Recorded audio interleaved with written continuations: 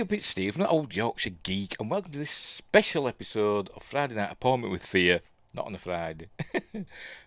Episode 96 Extra. If you remember, in episode 96, we did The Grudge, the American version of The Grudge, not Ju-On, The Grudge, the original Japanese ones. We did the American one starring Sarah Michelle Gellar and Bill Pullman and others. Anyway, I thought I'll do another show, a pre-recorded one this time, where we're going to look at The Grudge 2, The Grudge 3, and the 2020 The Grudge. I wasn't going to include that, but then I thought, sod it, what the heck. So, that's what we're going to look at today, but I'm going to skim through them. It's not going to be super in-depth this time, but anyway. But first, some info about... but before we start that, recording as live, who cares? Don't forget to like and subscribe, share the videos, drop a comment, hit the notification bell. If you're subscribed already, it'll tell you when I put new stuff up. And all that jazz. I'm also on Facebook, X and Instagram, and it'll go up on Spotify and Amazon Music Podcasts. And hit the super thanks, and I've got a Patreon page and merch. You can get t-shirts like this and stuff. It's all in the description. All the links for all that stuff's in the description. So go and check that out. Have a peruse. But right, so info about The Grudge. We'll start with The Grudge 2, then we'll do The Grudge 3, obviously. And then we'll do the 2020 version, or 2019, depending where you look. They just call it The Grudge. I'd call it The Grudge Reborn myself, but anyway, whatever. Anywho, so The Grudge 2, it follows directly on from the first Grudge. Again, it's directed by Takashi Shimizu, the creator of the franchise, and it's got Sarah Michelle Gellar in it, kind of briefly. The film stars Amber Tamblyn, Ariel Kebbel, Jennifer Beals, Edison Chen, Sarah Roma, and others. And the budget this time of $20 million. That doubled the budget. The previous one only had a budget of 10. This one had a budget of 20 million, and I think it made about half, maybe less than half. Yes, about nearly a third as much as the first one. I think the first one made just under $190 million at the box office, and this one, the second one, only made 70 or just under 71 million. So it didn't do as well. Maybe that's why we didn't get The Grudge 3 didn't get as big a budget. Well, I don't think it did. I don't know what the budget was for it. But anyway. So there we go. So that's the info. Again, it's set partly in Japan, but sometime in The Grudge 2,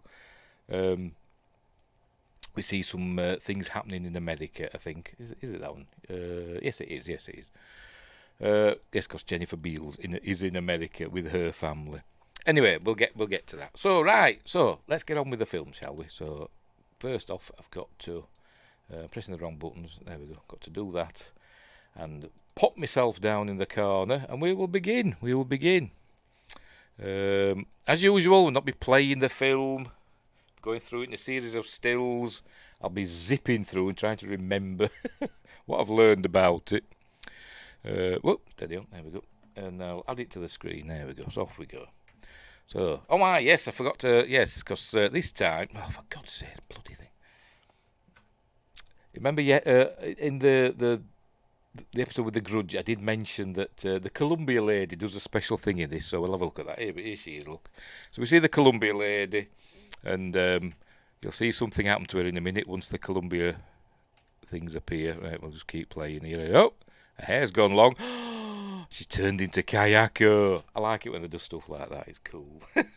Anyway, right, so off we go. So let's get on with the film. We begin with the usual intro, telling us all about the curse. Ju-On means the curse. Well, it's not a literal translation. It's like a resentment curse. And as I said, the first Ju-On film and parts of the others are taken from the original Ju-On the Curse, Ju-On the Curse 2, Ju-On the Grudge, Ju-On the Grudge 2, et al. So, right. So here we are. We're in, I think it's Chicago, I think. I think it is anyway. And we begin, we're in an apartment. Bacon's frying. It doesn't look very appetising, does it, that bacon? But anyway, there she is. This is Jennifer Beals. You may know from, Dirty Dancing, Jennifer Beals was in. You know what? I think I've only seen that once, but anyway, whatever. Her husband, by the way, she plays. Who does she play? Jennifer Beals. Where are you? Where are you? Where is she? Where the hell is she? There she is. As Trish, of course. She plays Trish, the wife of Bill, and that's Bill, who's played by Christopher Cousins. Right. So, and he's being horrible to her. So we know something's going on with this family already, but they're not in Japan, they're in America. All will be revealed. Anywho, he's being horrible to her, saying, you can't even make breakfast properly, blah, blah, blah, saying you're rubbish and all that. She looks quite sad. And then, as you can see, she's, in a minute, she's had enough. She puts the stuff down there. You go, you can't make me a simple damn breakfast. Oh, hang on, I've gone too far. And then she just pours the hot oil over his head, there we go, and whacks him, doink, with the frying pan. But as you can see, she's burnt it all, so I'm not surprised he was being cross. Anyway, so, and then she sits down, drinking her coffee, I presume, as blood spurts out of his head. And then we begin with the opening credits. There we go, The Grudge 2. Right, then we get clips showing what happened with in the Saiko house. Remember, Takeo Saiko murdered his wife Kayako and his son Toshio. It's showing that here. Going through the cast list. It's just reminding us what happened. And if you remember, at the end of the first one, it appeared that Sarah Michelle Gellar was about to be got by Kayako. That's how it ended. So anyway, we begin here now at the International High School in Tokyo. And this is Alison. She's kind of the main character in this film, and she's trying to be friends. She's kind of a bit of a nerd. She wants to be in with the cool kids, the cool girls. That's Vanessa and Miyuki. Can't remember. I'm gonna have to look again. I'm rubbish with names. Yes, Miyuki. We were teased with these three characters at the beginning of the first Grudge film, the American one with Sarah Michelle Gellar. We saw them in the background. I don't know if they were the same actresses. Probably not. But they were supposed to be these three. And they do feature in the original Ju-on films, but obviously they're all Japanese in that one. But anyway, right, so here we go. They're always finding excuses to get these Americans in Japan for these films. But anyway, so she's trying to get in with them, and they're kind of teasing her and all that stuff, saying, she's got to look sexy and stuff, so they make her ride her skirt up. And then they're going off to look, they want to show her a haunted house, the most haunted house in Japan. Here it is. And they're saying, nobody dares go in it, so they go in. So, much to their chagrin later on, but anyway, in they go. And we can see there's somebody watching from inside, or is it just the house watching? I don't know. You can see it's all burned, because remember, Sarah Michelle Gellar set fire to the house at the end of the first film, but it was saved. The firemen put it out, and we learn who saved Sarah Michelle Gellar in this film. So it seems surprising she hardly had a scratch on her, but anyway, so they're going in the house. They're talking about what happened in it. Does it say, is this supposed to be 2 years after? So it's like 2006, I think. Is that what it's saying? Yes, that's what it's saying. Sarah Michelle Gellar killed her boyfriend 2 years ago, so this is supposed to be 2006. Present day, I suppose, because that's when this film came out. Anyway, so to take her upstairs, there we go. Miyuki has a little scare. She sees something in the sink, bath, whatever the hell it is. There we go. Something scares her. So she goes running off. Anyway, the shut poor Alison in the haunted closet. I kept calling it a wardrobe, didn't I? But I was thinking closet. Nobody corrected me. But they lock her in there. Well, not lock her in, but shut her in. And I think she might see Kayako, but I can't remember. But anyway, there you go. They tell her to go in. So in she goes, because she wants to be in with the cool girls. There's Kayako's diary. But there we go. The clothes. Shut her in. Then they hear her screaming in a minute. And it all gone quiet. There you go. She sees Kayako up in the attic. And obviously she screams her head off, so they're scared. And they run off and she gets out. And then we cut to wherever this is. Oh, yes. We're in, I think we're in Chicago now. Or somewhere. I don't know if it says where we are. But we're in America. And this is, I forgot a bloody name again. Tell you, I'm hopeless with names, aren't I? Aubrey, of course, Aubrey. Played by Amber Tamblyn. Oh, I've seen her something else, and I can't think what I've seen her in. No idea. I think she's been in loads of stuff. But anyway, she's going home to the family home where we're going to meet her mother, played by Joanna Cassidy of Blade Runner and Roger Rabbit fame. She's also in Star Trek. Quite a few Star Trek people in these Grudge films. In this one, we've got Joanna Cassidy, who played T'Pol's mother in Star Trek Enterprise. And the next one, we've got Marina Sirtis, who you know as Deanna Troi in TNG. And then in the fourth one, we've got John Cho, who plays Sulu in the rubbish J.J. Abrams films. But anyway, there we go. We've also got William Sadler, who's also been in Star Trek as well, in Deep Space Nine. He played Sloane from Section 31, the proper Section 31. Anyway, here she is. We see Joanna Cassidy as Aubrey's mother. She's very ill. We don't know why. It doesn't seem related to the rest of the film. She just seems ill for some reason. But and I think they're supposed to be quite a wealthy family, but it's not. It's not made, explicit. But so Aubrey's the sister of Karen, the Sarah Michelle Gellar character. There we go. She's telling her she's had a phone call from Japan. Karen's in the hospital, so she's sending Aubrey over to bring her home. And apparently, mother here. Oh, does she have a name? I don't know. Let's check. Joanna Cassidy, where are you? No, it just says Mrs. Davis.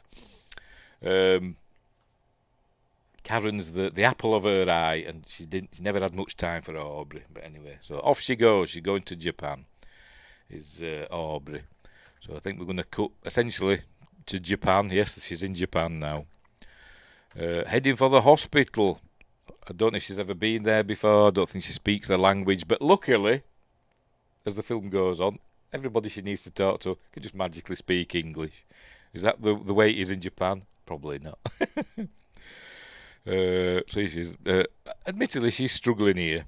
They don't understand her, and they do actually say in Japanese, "Go get somebody who can speak English." But then one of the other main characters appears. There he is. That is he plays a character called Eason, played by Edison Chen, and I'm not sure if he's supposed to be Japanese. He does speak Japanese, but he says later on in the film he lived in Hong Kong with his brother.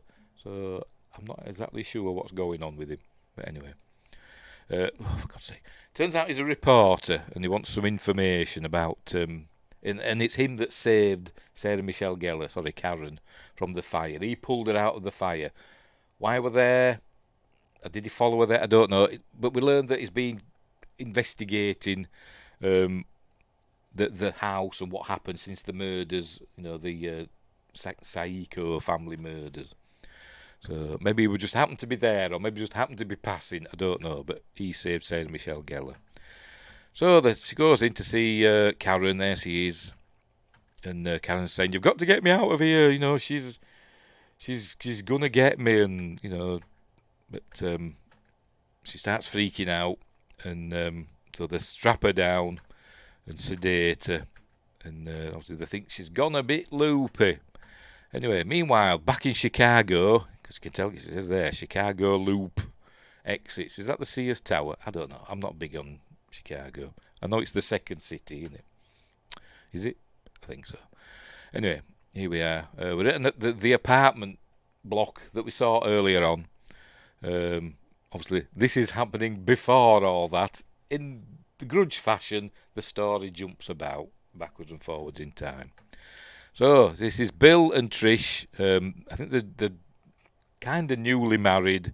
Bill's first wife passed away. He's got 2 kids. Bill's first wife passed away, and he's married to Trish. who probably is younger than the other wife, and kind of glamorous because it's Jennifer Beals after all. Was she in Dirty Dancing? Is that or is it? I'm thinking of somebody else. I don't know. Let me check. I'm gonna have to. Oh, did I press? Oh, done something there, haven't I? Don't know what. Flashdance. Flashdance. Well, we're in Dirty Dancing. I don't bloody know. She were in Flashdance. Was it Jennifer Beals that were in Book of Boba Fett? Flashdance. What else has she been in? I don't know. I must be thinking of somebody else. Must be. Oh, she's in the Book of Eli. That's a depressing film. Television. Was it her that was in Book of Boba Fett? Yes, it was. Yes. And she looked very nice in that. So we're in Dirty Dancing. I'm going to have to look that up now. I'm wondering. And everybody's shouting at the screen now. What? Oh, for God's sake. I'm hopeless. There'll be some edits here. Oh, dear. Right, let's have a look. Jennifer Grey were in Dirty Dancing. Right, okay. I'm glad I've cleared that up. Anyway, here they come. Going past their neighbours. Do we know what they're called? We're going to show us in subtitles. You bloody hell. Tell you. Have a look. Does it say? Why aren't the subtitles coming on? Have I got them switched off? No, I've got them enabled. Well, the subtitles not working. Unbelievable. They worked earlier on for me because I watched it earlier on. Anyway, whatever. They're the neighbours who were called something, but I can't remember what. Let's have a look. Mr. and Mrs. Thingamabob. I'm going to have to go into all cast and crew. Tell you, I'm doing well here, aren't I? Flemings, they're the Flemings. Mr. and Mrs. Fleming. I don't know if it's Ted and Annette Fleming from Ghostbusters. Could be. I remembered them, didn't I? Anyway, there we see. They're all happy and jovial, but not for long. Right, so here's the kids. The boy's called Jake. The sister's his attractive sister is called Lacey, who's a cheerleader, obviously, as you can, because she's got blonde hair. So anyway, so here they are. They're all moving in, and Jake's not sure how to deal with Trish. New mother and all that, and he says, "I'm not going to call you Mom." But anyway, so they've got to try and fit in. There we go. So she's saying, Trish will do for me. Right. That night or whenever, Jake goes outside for some reason. Maybe it's a communal toilet, I don't know, but he goes outside and he hears a noise. There we go. And he sees the Flemings leading somebody down the hall. We'll get a glimpse of the face there. But so that's somebody we've already met. I guess you probably can guess who it's going to be. Remember, they go backwards and forwards in the timeline. And he says, "Hello, Mr. and Mrs. Fleming," and they ignore him. And I think we get a glimpse of Toshio. There he is. Get a glimpse of Toshio. So what's he doing in America? Obviously, the grudge, the curse moves with people. Right, back in Japan, here's Aubrey and Eason in hospital. He's introducing himself. And anyway, so they're going to become friends, I suppose, or comrades in arms. Anyway, Karen wakes up, and there we go. I forgot her name. Kayako's after her. Look, she's grabbing hold of her hand. There she is, rising up behind the bed, and she gets out of the straps and breaks free and ends up on the roof. And there you go. She's running after Kayako's after her. She ends up on the roof, and there you go. Kayako's fingers appear. Kayako gets hold of her. Oh, for Pete's sake! There you go. So up on the roof. And you know what's going to happen next. We all know what's going to happen next. Anyway, Aubrey and Ethan come outside, start talking. He's saying, he wants to talk about the house that she went to and all that. And then, as they're talking, he looks up and poor Karen's jumped off the roof and splattered in front of her sister. So she freaks out. There's Aubrey. And then Ethan looks down and he sees that. Obviously Aubrey doesn't see that because she's not been to the house yet, but Ethan has, hasn't he? So he's got a glimpse of Kayako. There you go. So right, now we're back at the school and we're getting a lesson in Japanese. Saying that Japanese letters and shapes all have meaning, and he's talking about trees and stuff and all that, blah blah blah. But Aubrey's there and she feels a cat. Remember, Toshio had a cat called Ma, apparently. Toshio's cat brushes by her legs. Here it comes, there it goes. Then it freaks her out because obviously, where's that cat come from? But it also does the same to Miyuki there because she's been in the house as well. Anyway, so that's kind of spooky. Mallory, there he is. That means tree, and if you do a few of them together, it means forest. I don't know, and I think that means gate. I don't understand Japanese. Oh, there you go. It's a gate. Right, so then we cut to the girls' changing rooms. Yay! Because they're grown-up girls, it's fine. Here's Vanessa being horrible to I forgot her name already. Alison, and teasing her and all that stuff. But then Vanessa's in the shower, and I think the same thing happens to her here, maybe, as happened to Karen. Remember Sarah Michelle Gellar's shower scene with the fingers in the hair? Is it going to happen here? I thought it did. Or maybe not. Does it? No, it doesn't. I thought it did. I thought something happened to her. But no, she looks down. Is it? No, it's not happening, is it? She looks down and she sees all black hair by her feet. There we go. So that kind of scares her. This is the scene. Remember in the previous show where I said there was a scene in one of the other films where you see Kayako sort of like in a corner, but sometimes she's like just clothes hanging there. Sometimes it's Kayako. It's this scene. So she comes out, and there she is. You can see she's there in the corner, hiding. We know that's her. Because you can even see her leg there, look. So we know that's her.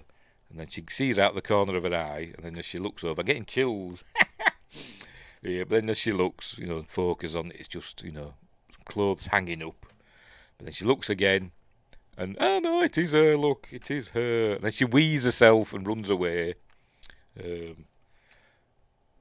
Or does she? I think she does.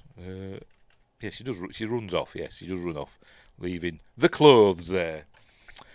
Right, then we cut to Japan. Miyuki's here waiting for her boyfriend. I've no idea what he's called, but another American. How many Americans are in Japan? Lots. Right. Miyuki's boyfriend. Here he is, Michael. Miyuki's boyfriend. And they're going to go to a hotel for a dirty night. Here it is. Hotel Sweet Kiss. What's that? 3 hours, 3,300 yen. All night, 9,000 yen. Which is about, in today's money, about, 45 quid. So that's not bad, is it? But this is supposed to be back in 2006, so but still not bad. There you go, 8,900 yen. They're going for that room because it's romantic. Don't know what's happening in there.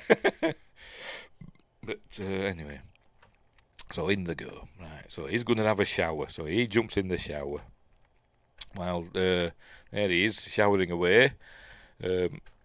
She's waiting. There you go. He's ready. He's got protection. But she's messing about, and then she thinks he's under the covers, tickling her feet. And then she looks, and there's a lump there. But then she says, Michael, stop tickling my feet. And then she looks in the mirror and sees he's still in the shower. So she's like, oh no. Oh.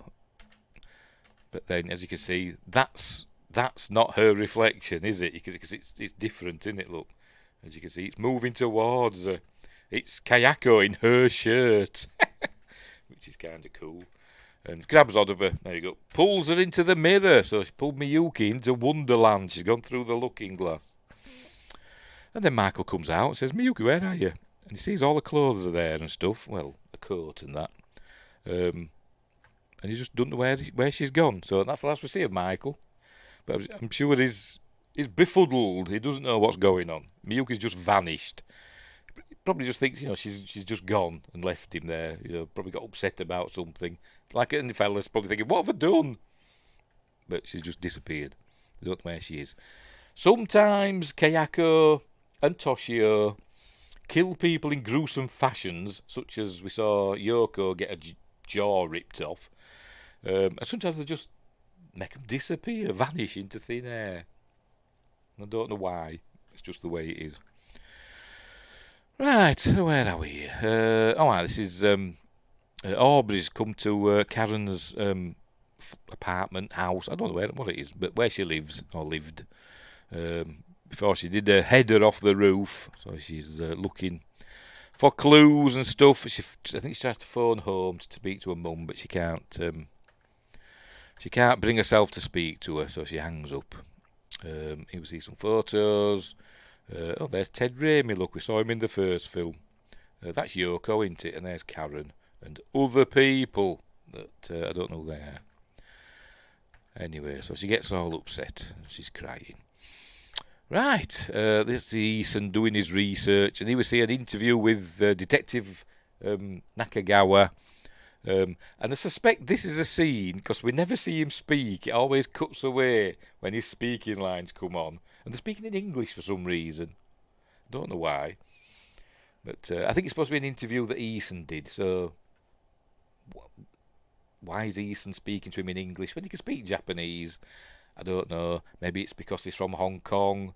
That used to be a British colony, so English is a language there as well as Mandarin or whatever it is they speak in Hong Kong. But they're speaking in English. But every time Detective Nakagawa speaks, it cuts away. So I suspect this might be footage from the first film, and they couldn't get him back or didn't want to get him back. Anyway, there you go. But he's noticed something in the background. Detective Nakagawa keeps looking round and he keeps seeing something in the door here. I'm supposed to be going through these right fast, aren't I? But anyway, as we go, I've missed it, haven't I? There you go. He sees Kayako looking in the door. Ah! So anyway, right. So he's gone over to Karen's house. This is where we're learning. The cops said it were him that pulled her out of the fire. So they're going to try and work out what's going on, and how they can stop it. And he's going to go back to the house to look for more, clues and stuff. And he says, you shouldn't go because she hasn't been in the house yet. But she says, I'm going with you. I've got to find out what's happened to my sister. So anyway, meanwhile, back in Chicago, in the apartment building, Jake's up again. He can hear noises from next door. And I think next door maybe is supposed to be empty, I think. 'Cause there's not many people living in this apartment building at the moment. There's even less in the next film, because the next film mostly takes place in this building. And there he sees that mysterious person that were brought in earlier.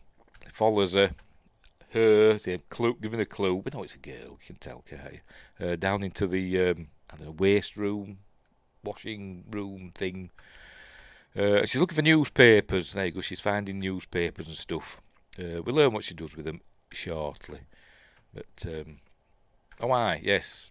And he hides, does Jake, and he sees her walk past. That's her legs walking past. But then as he's looking, two other sets of legs go by, as we see, like in schoolgirl legs. So that's another clue as to who we're dealing with.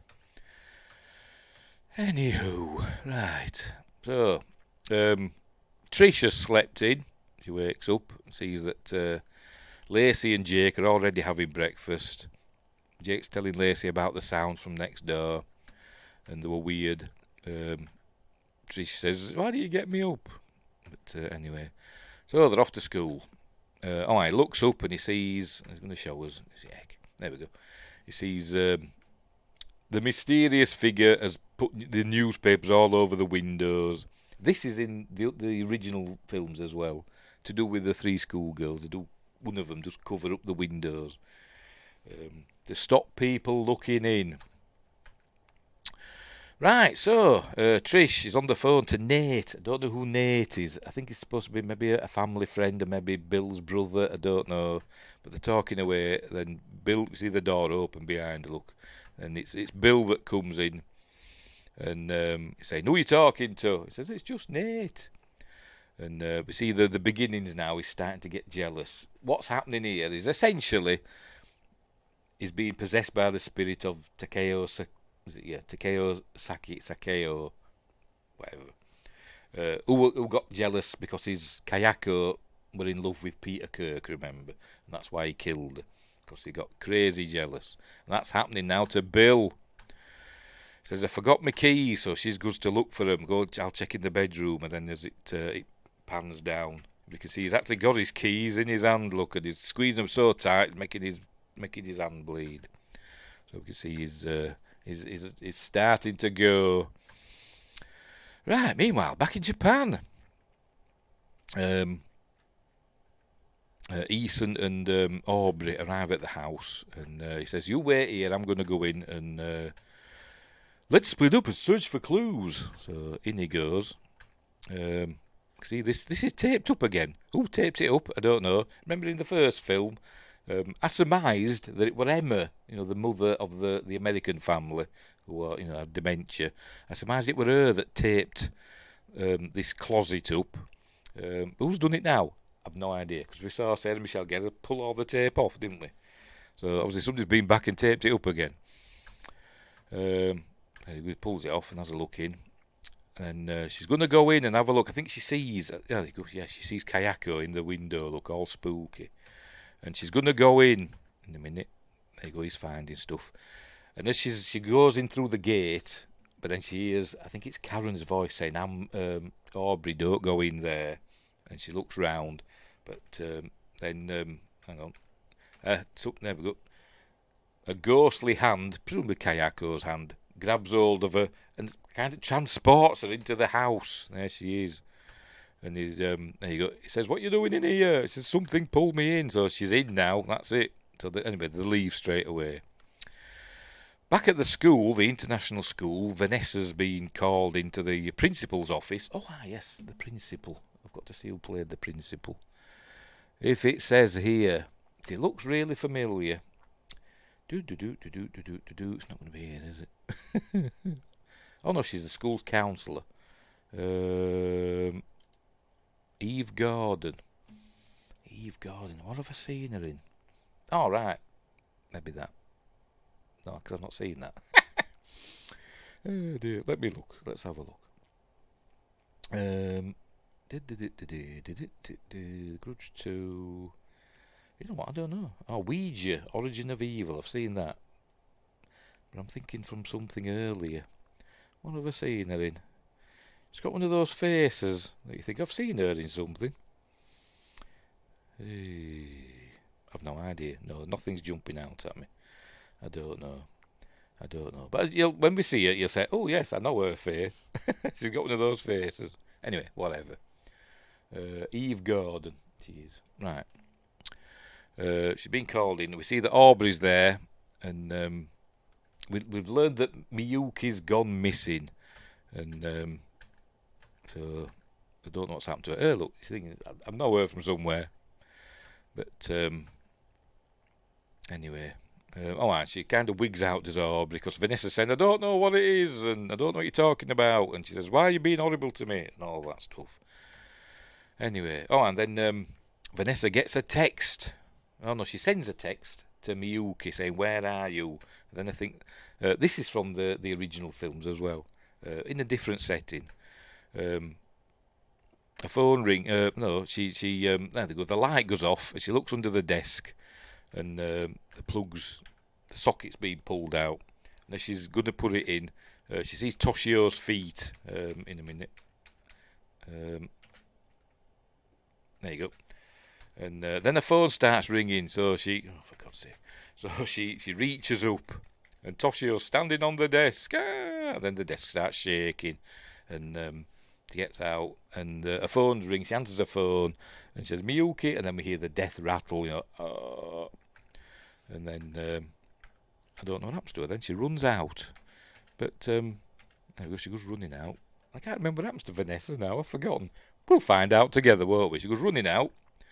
Oh yes, of course, I remember now. She goes to a phone box, and she tries phoning Miyuki again, and then she just gets the death rattle, and then she sees Toshio standing there, and then all the hair comes down, all like that, all the CG hair, and Kayako, and then she's being got. That's the end of Vanessa. So I'm guessing she's just found dead in the phone box. Don't know. Doesn't show us the aftermath. Anyway, so they're back at Karen's, looking at Kayako's diary, which he says she's been. There must be a lot of pages in it. She says she's been keeping this diary since she was 8. And she's, all her life. And she says this is from when she was 8. It's where we learn that when she was a girl, her mother was kind of like an exorcist, and she used to take like evil from people. People are possessed by demons. She would take the evil out of them and make Kayako, whatever, ingest it. That was her superpower. But that's why she ended up becoming, a vengeful spirit and stuff. So powerful. But anyway, so they decided they're gonna go and go back to Kayako's home village. We get a little glimpse of Kayako in the background. We're going to see it here. No, hang on. Go back a bit there. As she walks past here, we see Kayako in the background. You ready? There she is. You're scared. But then when we look again, it's just clothes. Gives me the chills, stuff like that. It's taken the diary to somebody who knows these things. This is where they get that she's an exorcist. Her mother was an exorcist. So, he's the knowledgeable chap. And he shows them a book of these things going on. So, they've got to go. They go showing a drawing of what they do. Making Kayako eat the evil to help other people. So, they decided then they've got to go, and they know where she lived. And it's a train journey and a bus ride away. That's what they're going to do. Right, so. They go back to his house now, to his pad. And this way he's learning where they've got to go. Anyway, she falls asleep on the couch. So he just leaves her there. He's going to make her some tea, but when he comes back, she's fallen asleep. So he puts a blanket over her and goes into his dark room with his photos of the house. And then you see on one of them, there's a dark shape. We've seen that before. But in these American ones, Kayako becomes increasingly more like Sadako from The Ring, coming out of pictures and stuff like that. But anyway, as we see, it starts moving, as we see. Is it showing? There we go. She starts moving like Pennywise in the 1990 It. Anyway, she does. She comes out of the developing tray and gets him. So this is the end of Ethan. Ethan's dead now. Oh, will be in a minute. There you go. She's getting him. Look. Scary stuff. Anyway, she wakes up. I think, is it morning? I don't know. Is it just a few hours later? I don't know. But she goes looking for Ethan. She doesn't know where he is. So she finds his little dark room, and she finds him. He's there in the corner. There he is, and he's dead. And then as she comes out of the developing room, there we go. We see that Kayako's in all the photos looking at her. Anyway, meanwhile, back in Chicago, backwards and forwards all the time. This is one of the neighbours, and I've no idea who this is. I don't know if we see her again. I think we might see her one more time, but I've no idea who it is. Lacey's friend. Does it tell us? I've no idea. Sally. Jenna Dewan as Sally, Lacey's neighbour and friend. But we see her, she's here. Obviously, something's wrong with her. You can tell by that stare, can't you? Lacey's there showing off her new cheerleading costume, going, look at this. And she's not bothered. She just starts drinking milk. And she's just got a big bottle of milk. So she just starts drinking that, gulping it all down. She gulps it all down in one go. And then starts regurgitating it back up. There you go. Into the bottle. So she says, I'll leave you to it. I'll see you later. And then she regurgitates it, and then starts drinking it again. So, a nice creepy scene. So anyway, she goes home. She finds Jake in the closet hiding. I think he's scared because he's scared because he heard Trish and Bill fighting, and he said, "I miss Mom." But so we see that they're a loving brother and sister, which is nice to see, isn't it? At least not, at each other's throats like we see in other films. Right, so here's the noise from next door again. He wakes up and goes to check it out. Does he have a key? Don't know. Maybe it's just unlocked. Anyway, he goes to check it out, and he sees she's there. Is the mysterious person cutting her hair for some reason? Don't know why, but she is.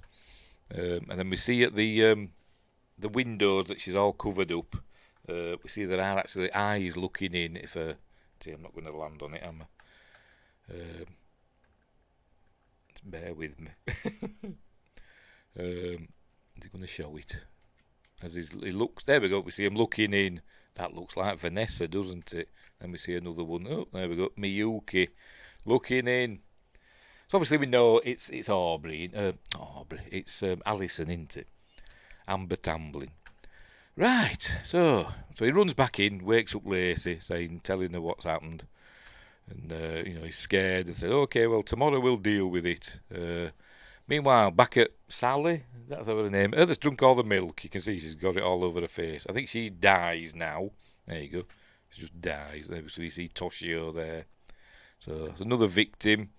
Don't know what she'd done, but she's obviously done something. Right, this is the scene now we saw earlier on. Bill comes in, complaining. There, she's listening to next door, look. So obviously something's affected Trish as well. And we know what's going to happen. Now he says, "Where were you?" We know what happens because she clonks him, kills him. Then it cuts to whatever happens next. We're back in Japan. We've got Alison in. It is Alison, isn't it? I'm going to have to bloody check again because of my bloody memory. Yes, Alison. We've got Alison in. It's telling her that Vanessa and Vanessa's disappeared now. Or Vanessa's dead. They found Vanessa's passed away or whatever, I think. Or she's disappeared. She might have disappeared.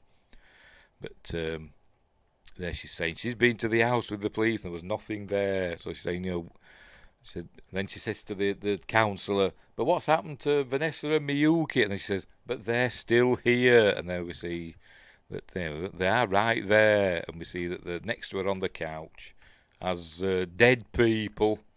There they are, look. And then we see that the guidance counsellor is also a dead person. Because she's going to turn around and see, oh, for God's sake. And see, there she is, look, going, oh, scary stuff. Right, so, anyway, Aubrey is still heading to where Kayako grew up. She's on the train. She thought she's going to carry on, even though Eason's dead, dropping like flies in this film.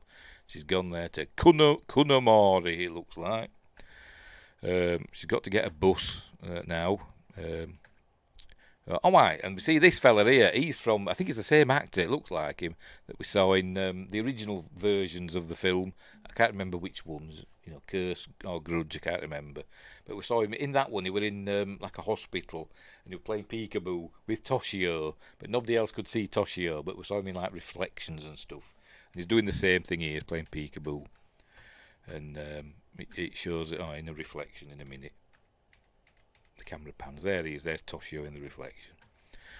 Right, so she's arrived at the family home of Kayako. Here it is. And she just walks in. I think she knocks, but there's no answer. She walks in. Looks a bit dilapidated.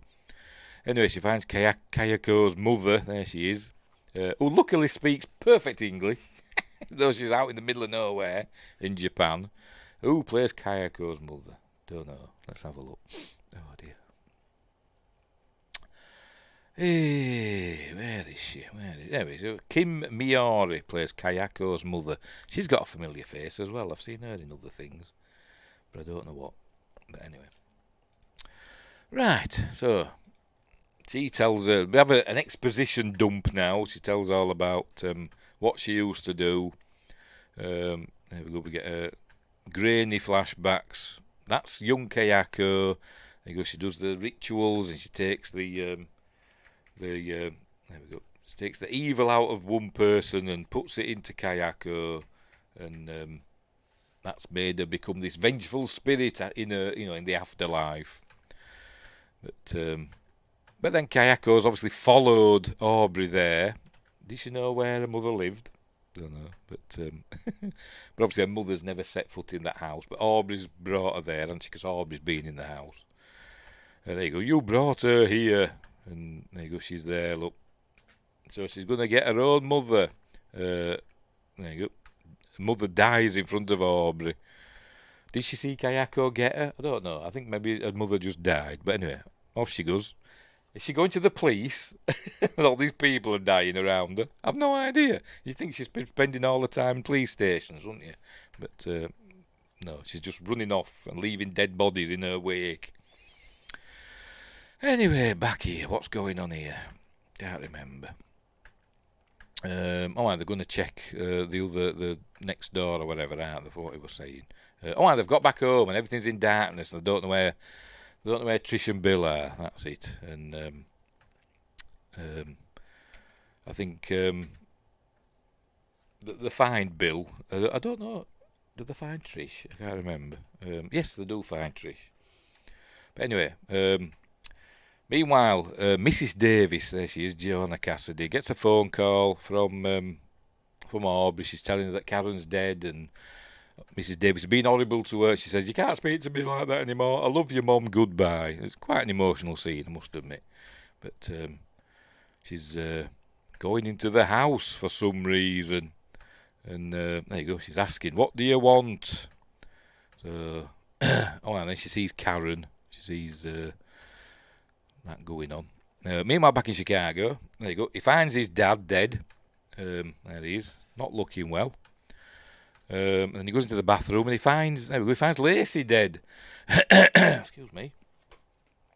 She was face down in the bath, full of water. And then he sees Trish in the bath. There we go. It's time for your bath. And then Trish just gets got. Pulled under the water. There we go. And then disappears. She's vanished. She's gone through the looking glass where Miyuki went. So he goes running out. There you go. He sees Alison. We know it's Alison. He sees her. But meanwhile, back in Japan, Aubrey's there, and she sees what happened in the house. We're going to get another look at Kayako's fate. There we go. But he starts attacking Aubrey, and it's like it's happening to Aubrey. He hits her leg and breaks her ankle, so she's got to go crawling down the stairs. And then he grabs hold of her and breaks her neck, like he broke Kayako's neck. So Aubrey's popped her clogs now. Somehow, there's Toshio watching on. And there she is, dead in the house. Here comes Kayako. Right, back in Chicago, he's talking to Alison. There you go. He wants to help her. Then we get a little flashback of what happened to her, but she's remembering. She sees Aubrey. Yes, She doesn't see Kayako, she sees Aubrey. So the curse is kind of moved on now, but we still see Kayako, but we see other people as well. From now on, she's brought it. There you go. It's followed her as the curse. So there we see Kayako coming down the stairs. I think it's Kayako. Is it Aubrey? I don't know. I can't really remember. But so it's all freaking out. All right, and then suddenly we look in her hoodie, and she's there behind. And then she gets grabbed and just does an Obi-Wan Kenobi. It just disappears into the hoodie, vanished. So she's technically missing now. So he's freaking out. And then the hands grab him, but he don't get. There we go. It comes and gets him. Is that the end of the film? Could be actually. Yes, that's the end of the film. So poor Jake's being got by Kayako. That's how it ends. They never end. They never have a happy ending, do they? They always end on somebody being got. There we go. So that's the end of the Grudge 2, and it's worth a watch. As I said, made by the creator of the franchise again, and a good sequel to the first one. It does carry on more or less as it left off, and we learn more about Kayako and how she was raised and stuff. But then we move on to the Grudge 3. So that's what we're going to do now. The Grudge 3, which is kind of resetting. Not resetting, but it does carry on from the Grudge 2, but it's kind of we're more in America now. There is a little bit in Japan, but we're more in America now. So off we go. We'll get that one going. Oh dear!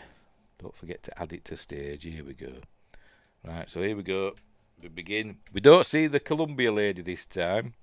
So maybe they've washed their hands of it, but we see the Icon Pictures logo. Is that Mel Gibson's company? Icon, is it? I don't know. So I'll look it up. Hang on, it might be on the production company. Doesn't say. Hang on. Icon. I think it's Mel Gibson's company, isn't it? Or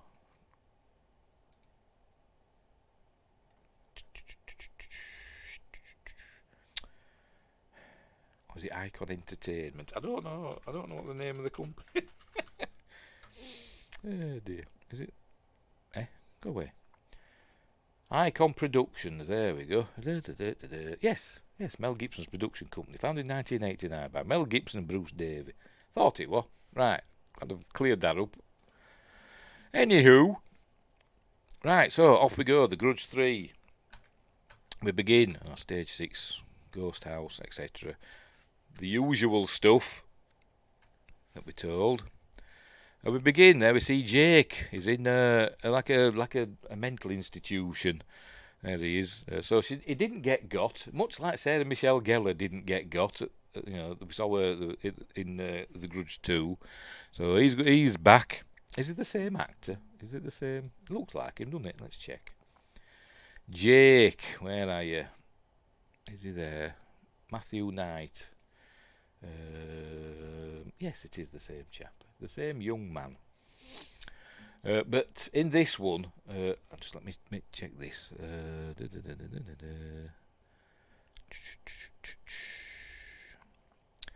I think it's a different actor playing Toshio. So let me check. Yes, it is, and he looks a lot older in this one as Toshio. I don't know why they couldn't get an actor that was smaller. He does look a lot older. But anyway, we'll get there. There he goes, complaining, saying, she's going to get him. Obviously, he's talking about Kayako.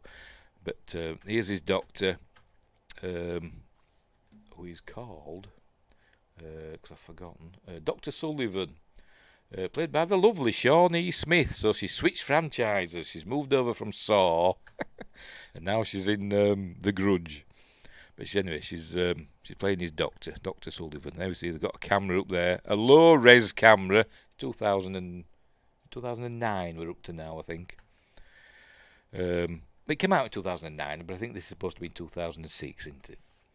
But they've got to keep him in there. It's essentially a padded cell, essentially. They've got to lock him in because he keeps trying to escape, and he's trying to explain why, but obviously they don't believe him. So, but she's upset about it. She doesn't want to leave him by himself, but she's no option. Why can't she find a nurse or an orderly to sit with him? I don't know, but you'd think they would, wouldn't you? But they don't. They just lock him in because they think he's safe and they think he's a bit crazy, don't they? And for some reason, this orderly, or whatever you want to call it, reminds me of MJF. The wrestler with the AEW, current North American champion. Just reminds me of him. I don't think it is him. Shall I check? I'll just have to double check and make sure it in. It won't be. I don't even know his real name.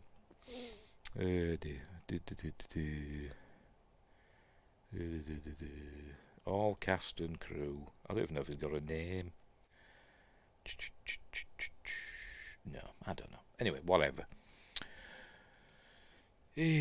So, there he's being all sad. But there's the orderly at his station, being rubbish, checking the camera, but he hears the death rattle of Kayako, and then he's trying to wave, she's coming to get me, but then she grabs him, and he looks in the camera and sees him being thrown about in the cell. Is it going to show it? There we go. See him being thrown about. Look, and they go in, and he's dead. It's poor Jake. Much like Sarah Michelle Gellar, she wasn't in it long, was she? And he ain't in it long, because apparently every bone in his body's been broken, and they can't explain why. Anyway, there's a go. Grudge 3, off we go.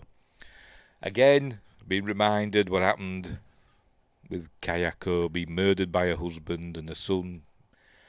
He broke her neck, didn't he, and stabbed her apparently, but we didn't see that. And he drowned Toshio, and he drowned the cat as well, didn't he? Right, so off we go. There you go. Directed by Toby Wilkins this time. The original director's buggered off, doing other things, I assume. I wonder if he ever learned to speak English. In the first one, he never learned to speak English, did the director. I wonder if he did for the second one. I've no idea. Anyway, here we are, back at the apartment building from Grudge 2. What we're seeing there? We're seeing Kayako as a young girl. Oh, this is... Hang on, just a minute. Just bear with me. Bear with me. Why is it showing that? I honestly can't remember. Oh, I think it's supposed to be a dream. That's it. It's supposed to be a dream. Just remembered. We've seen a dream. So this is Nayoko. I think it's Nayoko. Yes, Nayoko Kawamata, who is Kayako's younger sister. She's having a dream. She wakes up in Japan, obviously. There we go. Speaking in Japanese to each other. She's had the same dream again. She's got to go, and she's dreaming about in Chicago. She's got to go to Chicago and try and save the family there. But at first she's gone to work, and somebody's left something on the desk about her, her past. Does it show it? I'm sure it shows it. Never mind. It's to do with Kayako and all that. She thinks somebody's got it in for her. So she's gonna go to Chicago. There you go. She's telling her husband all about it. So she's got to go. There you go. It's in Chicago. She's got to go and save that family, because apparently she's an exorcist as well. I think she's going to go to her room and get all her exorcist equipment out. Look, there it is. And she's got a copy of Kayako's diary as well. I don't know where she got that from, but anyway, here we are. She's gone to Chicago and the apartment building, and here we're meeting. I'm gonna have to check, 'cause I can't bloody remember names. You know what I'm like. Lisa, I think. Yes, Lisa and her boyfriend, Andy. And Lisa's brother Max and her little sister Rose, they live in this apartment building, and he's kind of the caretaker or the manager of the building. He's trying to renovate it. There's not many people live there, and the owner is a bit of a div. Well, not a div, a bit of a dickhead. He's not making any money from it, so he's going to sell it off to some management company or something. But anyway, But she's leaving. She's going to New York with her boyfriend for work and stuff like that. But anyway, in the meantime, they're going through the apartment building and shagging in each apartment, it seems. But then they realise which one they're in. They're in 305, which was Jake's apartment, I think, where Trish murdered Bill and all the other stuff happened. So anyway, that's Rose, who's Max's little sister. She's like got asthma, so gets ill. There she's playing with dolls. There's Marina Sirtis behind. She's plays Gretchen, who's an artist who lives in one of the other apartments. There she is. Anyway, so there they are. There's Max, who's in charge. Right. So, why she puts Rose keeps putting toys out for the little boy, and she says, "But no little boy lives here."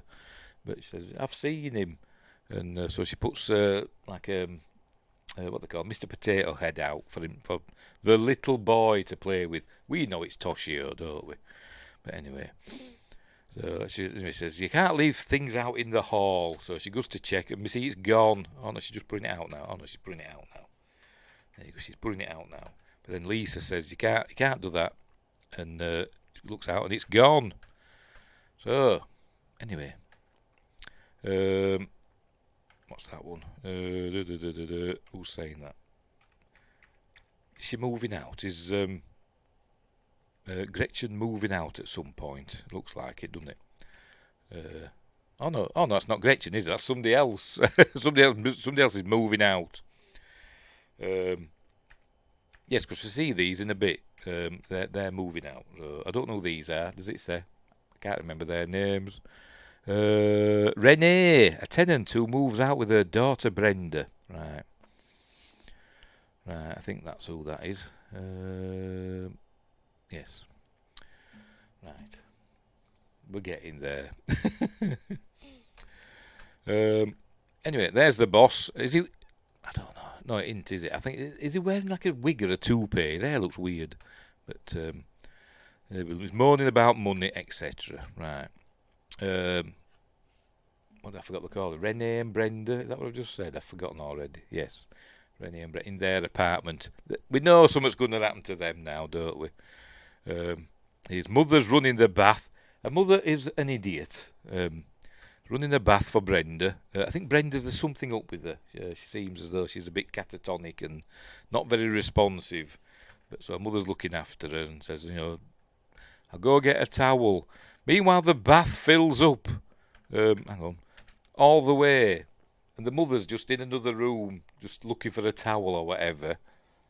And not thinking, that bath's about to overflow. Because I'd go running back in. Because don't you? You know how long a bath takes to fill up. Anyway, she's obviously an idiot. But there you go, she's looking in there, look. And Brenda takes her clothes off. She's going to get in the bath. But then she gets grabbed. There we go. Somebody grabs Brenda. Careful. Pulls her in the water. Steady on. And we can see it's like it's the spirit of there he is. Kayeko's husband. And anyway, she disappears. She's gone through the looking glass as well. She's been sucked down into the depths of hell or whatever. Don't know what happened to her mother. Can't remember. Does it tell us? Don't think it shows us. There she goes in. Oh, she just disappeared. Is she going to get got? I don't know. Can't remember. Maybe she does. Anyway, there you go. Rose is having breakfast. Naoko's arrived now, pretending she's looking for an apartment. But she's really, casing the joint, I suppose. So they're showing around. And so they're introducing each other. But what's that? I don't know. And then she buggers off. Right. So this is where we're learning that, they're a loving family. The parents had died quite recently, I think. But now Max has got to look after Rose And like I said, Lisa's going to bugger off to New York with Andy. So he's kind of resentful of it that Lisa's leaving. But anyway. It's also where we learn that Rose has got like a breathing thing. She's got asthma. I presume it's asthma. Some, lung conditions. Might have emphysema. I don't know. But she's got if she has an attack, she's got like an oxygen tank she can breathe. Anyway, so there we go. There you go. She's going to try and get a scholarship. Anyway, so this is where we learn he's kind of resentful, but whatever. Then she hears a noise upstairs, so she goes to check it out.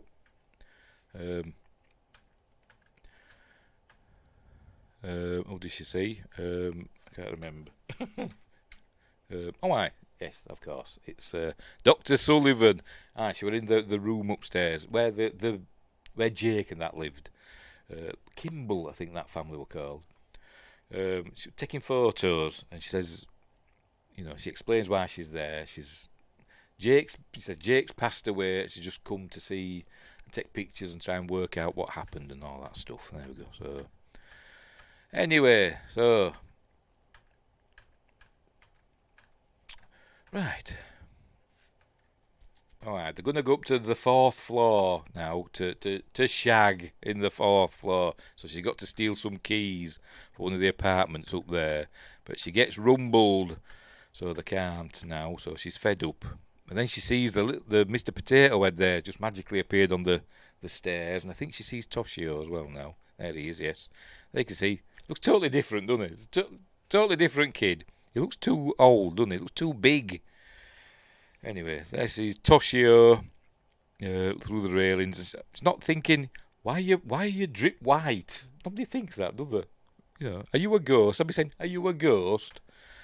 But he's almost got a bloody moustache. How old is he? 18.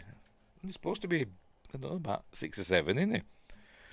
Anyway, as she goes round the corner, obviously he disappears. There you go, he's gone. So she's like, I'd be like, have I just seen a ghost? But, in films they just brush it off. I'd be like, the place is haunted. I'd be saging it all and everything. Meanwhile, Councillor Troy is doing some painting. Here she is. And one of the reasons why I'm not a fan of Marina Sirtis, A, she's a frigging idiot. B, she's kind of, I don't know, I've always said, she kind of reminds me like a dirty aunt that tries to seduce you at a wedding, so, and also, she wears thumb rings, but she's supposed to have arthritis, so the last thing you want on you is jewellery when you've got arthritis. But she's got a thumb ring on, so I hate thumb rings. I do, I bloody hate them. I think they're stupid. But, so anyway, so she's painting away, and she got to go and get something. When she turns around, she hears a noise, and there she sees the red paint's been knocked over. But not only that, Kayako, or whoever the spirit is walking on her hands in a minute. Oh, we see the paint is being destroyed, scratched, and eyes cut out. But here we go. We see handprints magically appear, or supernaturally appear. There we go, following her. So obviously Kayako must be walking on the hands because we don't see any other footprints or footprints or knee prints or whatever. So she must be good at walking on the hands. So she's freaking out. There we go, coming for her. And then she sees this painting starts oozing, and then I think is Kayako going to come out of it? Yes, she is. Here she comes. As I said, it's getting more like The Ring. Is this series? But she comes out the painting like that, doing a death rattle, and she gets Marina Sirtis. Sorry, Gretchen. Right. Lisa's gone to Jake's memorial service. Because Dr. Sullivan told her about it, but she didn't go in. There's Dr. Sullivan. So there you go. And she wanted to talk to her, but she didn't feel comfortable going in. But anyway, she's going to talk to her. She's going to give Lisa a lift home. Tells her about the little boy that she saw. Meanwhile, in the background there we see there's Nyoko watching. There she is. Is that Max? I think it's Max, isn't it? It's doing some work with the calculators. Obviously, the numbers are adding up. Rose is playing with her doll's house, and there you go. She puts this doll down there. You should be doing your homework. And then when she looks again, it's gone, and it's gone back up there. And then she sees Toshio's eyes. She goes, ah! And she starts having a attack. She can't breathe. So Max comes in and he gets the oxygen thing. There we go, to save her life. Meanwhile, Lisa's with Dr. Sullivan. There she's telling her about what happened in Japan with Kayako and stuff. And then she says, that's the little boy I saw, even though it was totally different. Totally different kid. But anyway. Obviously, he must be growing up in the afterlife. Even though I didn't in the first film, but never mind. So she's telling her all about that. Another exposition dump. Anyway. So there you go. Jake's saying that he met the girl that came, Alison, that came from Japan. Obviously, she'd been in the house, so we'd always told that if you go in the house, the stain of the curse, goes onto you, and she took it back to America with her. So that's what's happened. That's why it's coming over here. Hey. So anyway.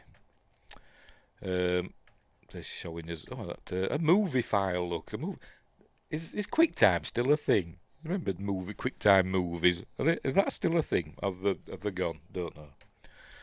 She's working out something on the calculator that amounted to 5. Could you work that out in her head? Obviously not. Anyway, what else is there? It's 2008. Look, I'm guessing that's what that says there. Anyway. He's describing what she looks like, and he sees there's blood on her body because she'd been stabbed and stuff. But in this film, we never see the blood on her body. Later on, we see that she's got blood. She hasn't, but there's some blood on her, on some like plastic sheeting. But we never see blood on her body. But we did in the others, didn't we? Obviously, the director of this is rubbish. Anyway, so. She's got some inkling of what's going on, but does she believe it? I don't know. Max is playing home and saying, where have you been? All that stuff. And there you go. She's going to help her little sister. But there's also Toshio or Kayako there as well. Scary stuff. I'd be freaking out. Are we going to see him? Oh, it's Toshio, look. The 18-year-old Toshio. There he starts going, giving it all that. So she freaks out and says, there's a kid in my room. But obviously there's nothing there. Right. Yes. Meanwhile, back at Dr. Sullivan's office, she's looking at the security cameras. She sees Toshio squatting there in one of the corridors. So she goes out. Obviously she doesn't see him. He's not there. But then she goes to this other room and she sees Kayako coming out of the door. There she is. No blood on her. As I said, I think they've recast both. I think they have anyway. Both Kayako and Toshio. In this one, it's Shimba Tsushiya as Toshio. In the Grudge 2, it was Oga Tanaka and Yuya Aziki. I think Yuya Aziki was in the original film, I think. And who plays Kayako? Where are we? Where's Kayako? Takako Fuji in the originals. The original films, the Ju-on, and in Grudge 1 and 2, it was Takako Fuji. And in this one, it's Aiko Horiuchi. So there we go. So they've recast both of them. But at least she looks like Kayako, whereas Toshio looks sod all like we saw him before, but never mind. Anyway, so she's running away, using her security card to get through the doors. Obviously, security doors are no match for Kayako. But she gets got. There's a janitor on the other side of the door, but he can't hear her. And we see there, she's going to get got. We're going to see a squirt of blood in a minute. Look, she's going to get got. I think she breaks her neck or something, I think. There we go. A squirt of blood. So that's the end of Dr. Sullivan. Meanwhile, presumably this is Chicago. Yes, it is. What's going on here? Oh, they're going out to the park, Lisa and Rose, and Naoko says, I need to talk to you. So she says, well, we're going to the park, you come if you want. And Naoko's going to explain what's going on and that she needs to do a ritual in the apartment where Jake lived to cleanse the building, to stop people dying. She says people are going to die. And she needs to do that. And she needs her help, and she needs Rose's help as well. But Lisa says, no, I'm sorry, I can't help you. Meanwhile, Max is doing his fixing things, and things are going wrong in the apartment. But lights are blowing and all that stuff. And there he goes sweeping up. There he goes sweeping up now, doing his stuff. And then he finds some paint on the floor, and he sees it's leaking down from above, from Gretchen's apartment. Remember her? So he's going to go up and check. There she's still telling her all about exposition dump, telling her all about that. When she was little, her mother used to do this exorcism stuff. There you go, showing us there. There we go. And but meanwhile, Max is checking on Gretchen. Is he going to find a dead Marina Sirtis in a minute? There she is, with all paint on her face, apparently, for some reason. So that's the end of Gretchen. So they're dropping like flies in this film, aren't they? Anyway, there you go. She's talking about. She said Ju-on.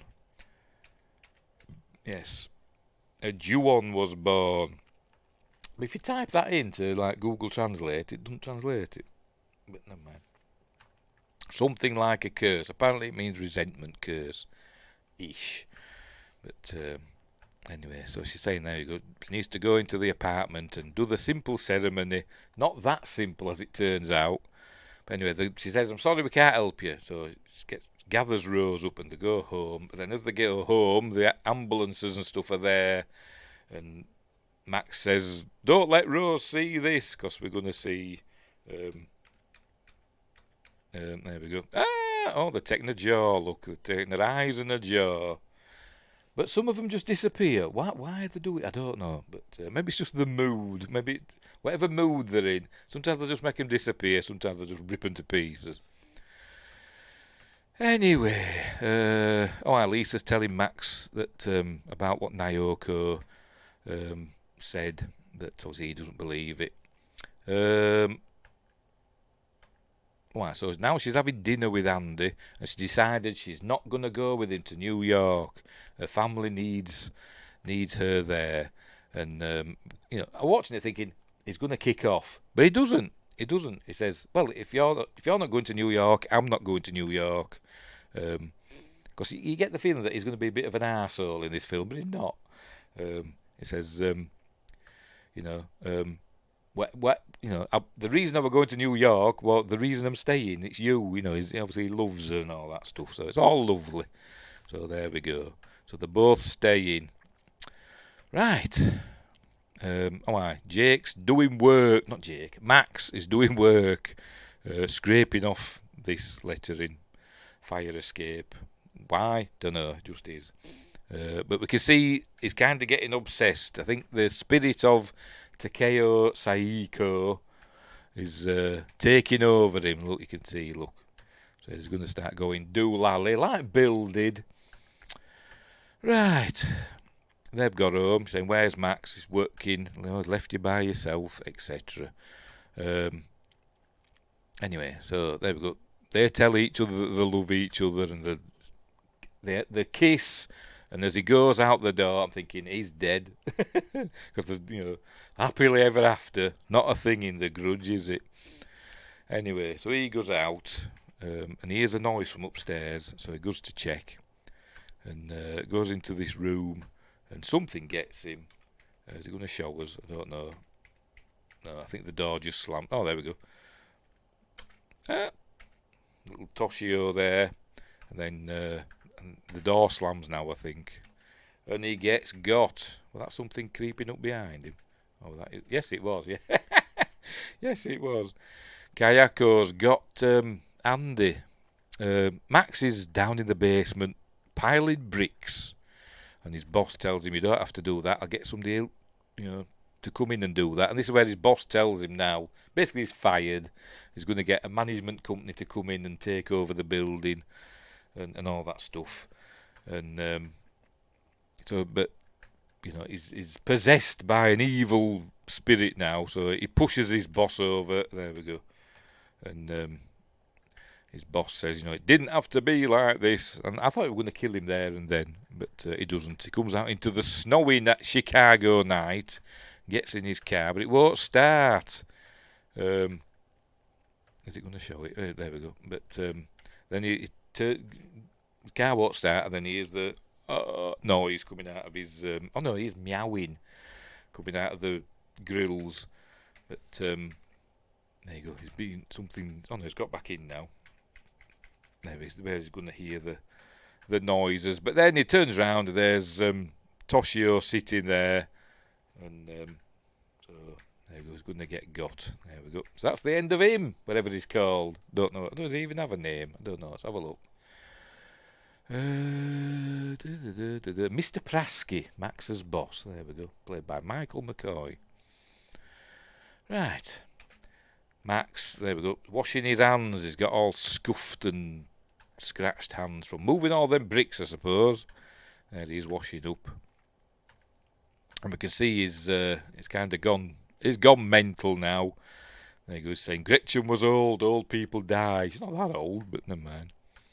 But he's being all angry. And then he throws Lisa out, says, "Get out." She says, "I'm not going to New York." "Well, you're not stopping here." So he gets a suitcase, throws it out. So she's all upset. She says, "What's going on?" And then he swears at her. Poor little. There we go. And there you go. Says that to her, and she's all. "Oh, I don't like seeing kids cry. I don't, especially when they're good actors at doing it." But you can see he's gone. He's gone now as Max. So what's Lisa gonna do? She can't get through to Andy because obviously he's dead, but she doesn't know that yet. Right. This is where she sees the blood on the plastic sheet, and this is where she's going to see Kayako, I think. She's going to go check it. There we go. See, she's underneath. Look, here she is. She's going to try and get her, but she doesn't get her for some reason. Don't know why. She falls over. There's Lisa, and then when she looks, Kayako's disappeared. So she's given her a second chance for some reason. Everybody else dead, but Lisa, because she's the star. She's going to go to Nyoko's. Don't know she knew where Nyoko lived, but she's found her. She says, "Didn't know where else to go. Come and save us." So that's what she's going to do. So off they go, back to the apartment. There we go. We see Max is hitting a wall for some reason. Lisa gets Rose to, come on. There we go. So they have to go up to the apartment that Jake lived in and do the ritual. He says, "Whatever you see, hear or see, don't interfere." But then we learn she starts saying all this stuff in Japanese and doing a bong and all that. And then she says, "Blood of my sister." I don't know if it is or if it's just symbolic. I don't know. But she pours it into this bowl, and then she wants Rose to drink it. So I'm guessing Rose has now become like Kayako was. The evil has got to go into her. She's got to eat the evil to make it go away. But obviously, is it Lisa's saying, "No, that's not happening." See, Max appears. There we go. So he's kicking off. He starts attacking Nyoko, and she runs outside. I think Lisa and Rose have run off as well at this point. There we go. He's attacking Nyoko. She tries and hits him with an iron bar that was just there. This is where he hits her, and I think it breaks her ankle. There we go, like that. Or a kneecap or whatever. So she falls over, and then he's going to kill her. He just grabs hold of a big knife thing and just, there we go, does that. So he's killed Nyoko. So that ritual didn't go well, did it? Meanwhile, they're hiding. Kayoko's coming for him. And leave us alone.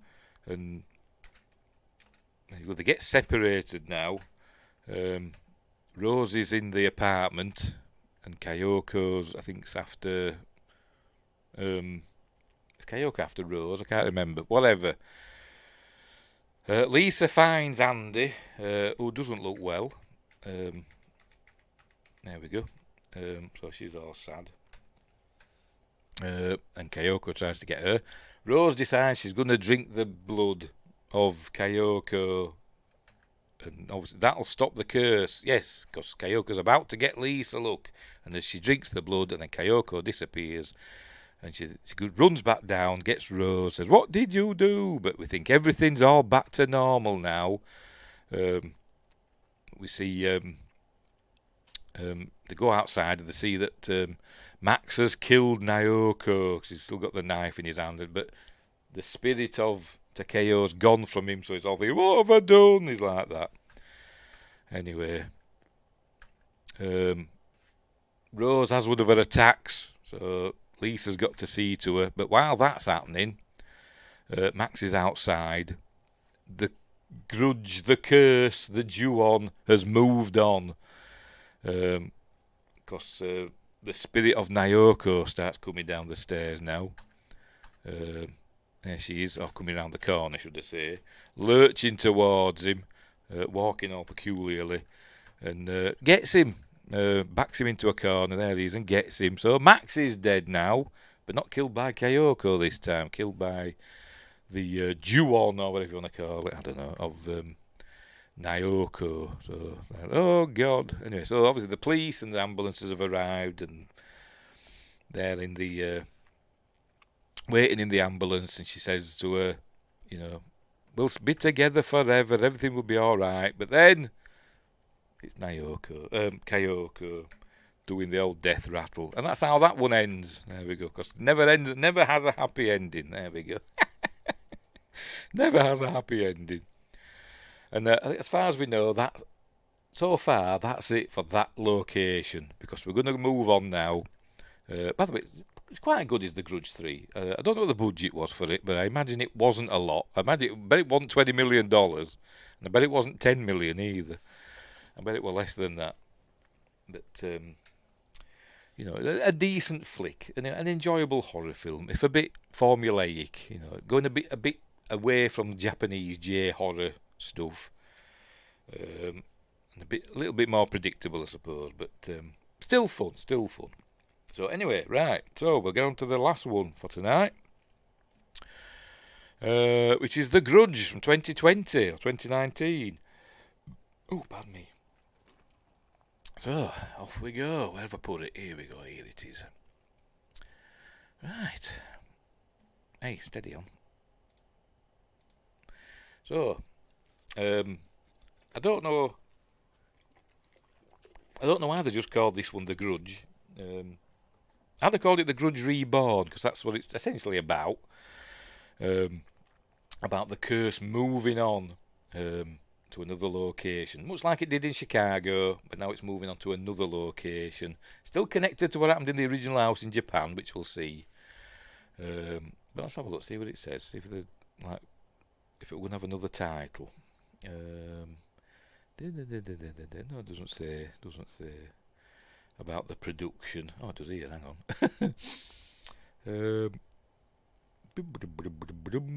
No, it doesn't say it was going to be called anything else. That's how they called it The Grudge Reborn, but they just had to call it The Grudge. They do that though, don't they? It's like, The Predator and stuff like that. There's no bloody imagination, have there, these days? Anyway, The Grudge from 2020, directed by Nicolas Pesce, PSCE, and written by him as well. Obviously based on the original Ju-on The Grudge. Sam Raimi and Robert Tapert return to produce, and it stars Andrea Riseborough, Demian Bichir. I've no idea where he's from. He plays like a detective. Oh, he's Mexican. All right. And I was trying to work out with his accent. I mean, he looks like Eastern European or something like that, but Apparently it's Mexican. But anyway, John Cho, Betty Gilpin, who usually plays strong women. Betty Gilpin. She was in Gorgeous Ladies of Wrestling and that film, I forgot what they called it, The Hunt. But in this one, she doesn't. Lynn Shay, Jackie Weaver, and other people. And it's okay. It's okay. Right, we'll get on with it, shall we? We'll get on with it. Right. Oh, I've pressed the wrong bloody button, tell you. Recording as live. Go on, that's it. Off we go. Is it playing? Right, off we go. Stop playing. Add it to stage, you buffoon. Stop playing. There we go. Sony. Again, no Columbia lady, unfortunately. But anyway, off we go. Does it do the... I might do it afterwards. We're in Japan. And for some reason in this film, they have these massive... There we go. Title cards. Don't know why. It's not bloody John Wick or something like that. It's The Grudge. 2004, Tokyo. But anyway. We're going back to I think this is the day that the first Grudge film began. When Yoko goes to the house. But we're beginning before that, when I can't remember her name, I've forgotten. Just bear with me while I check. Hey, where is she? Fiona Landers, played by Tara Westwood. She's the original nurse who were looking after Emma. Remember Emma, the American family, the Williams family, living in the house, and Emma's got dementia and needs care and stuff. And Fiona's the original nurse from the care centre, and she's on the phone. So obviously, she's seeing things happening in the house, and she can't take it anymore. So she's leaving. She's on the phone to Yoko, saying, "You'll have to come in and cover for me. I'm just leaving the house now. Emma's fine and all that stuff, but you're gonna have to cover for me. I'm going home, back to America. My family needs me." She's on the way to the airport. There we go. So she hangs up. All right, then the phone kind of goes weird and staticky. I think we kind of faintly hear the death rattle noise. But anyway, she hangs up. And then we get a thing here that's kind of from, I think it's The Curse, Ju-on the Curse. In that one, in these films, the American version, Takeo Sakae, I forgot his bloody name now. Kayoko's husband. In the American ones, he hanged himself, or she hanged him with her, supernatural hair. But in the original, she got him out on the street. From dustbin bags, and it said he was just found dead in the street, and so this is kind of a thing about that, because she sees there we go, the bags moving, and then the hand comes out, but anyway, then she's fine. And then suddenly she's back home in wherever she is. Does it say? I think it does say. There we go. Cross River, Pennsylvania, PA. Cross River, PA. I wonder if that's a real place. I don't know. Anyway, she's home. There's a husband. There's a daughter, Melissa. I've forgotten. Melinda, and the husband, Sam. Don't get fond of them, because they're not going to be around for much longer. But remember, this is 2004, so she's gone back home. But then, as we can see, all is not well, and then we get the explanations that we get at the beginning of each Grudge film. Right, so we're going to be introduced to Angela Riseborough now, who's a British actress. She's playing an American in this. Played Detective Muldoon. Does she have a first name? I have no idea. Let's see let's look on IMDb. Where are we? Just bear with me. I'll be with you momentarily. No, it just says Detective Muldoon. Does she have a first name? Or is that her first name is Detective? Anyway, whatever. We're in 2006 now. Still in Cross River, Pennsylvania. I think the rest of the film's here now, I think. She's got a son called Burke. Apparently the dad has passed away a few months earlier from cancer. And I think they've just moved there. I think they lived in the city and they moved out into the sticks. It's a place out in the country, and she's a detective. There she is. That's Angela Riseborough. She's one of these actresses that I think is an amazing actress, but she's not like traditionally glamorous. I like classify her in the same as like Tilda Swinton and what's her face, like Bette Davis and Glenda Jackson. Really good actresses, but are not traditionally glamorous, if you know what I mean. They can look plain. That's what I'm trying to say. Anyway, whatever. I mean, you don't like say, "Oh, she's gorgeous." That's what I'm trying to say. I'm not. Obviously, somebody will do, but I'm digging a hole. Just give up. But there we go. Mrs. Daddy. So anyway, and I think he says he's scared. There we go. Scared because he's starting a new school, and then she says, "What do we do when we're scared?" Close his eyes and count to 5. That's a thing in the film that's going to come back at the end. Right, so off they go. Off he goes to school, and she's going to work. This is I forgot his name as well. Oh dear, where is he? This Mexican chap. Where are you? Where's the cast list? Goodman, Detective Goodman. It doesn't sound like he's called Goodman because he's got a hell of an accent. But anyway, he's getting ready for work and having his cereals and watching the telly.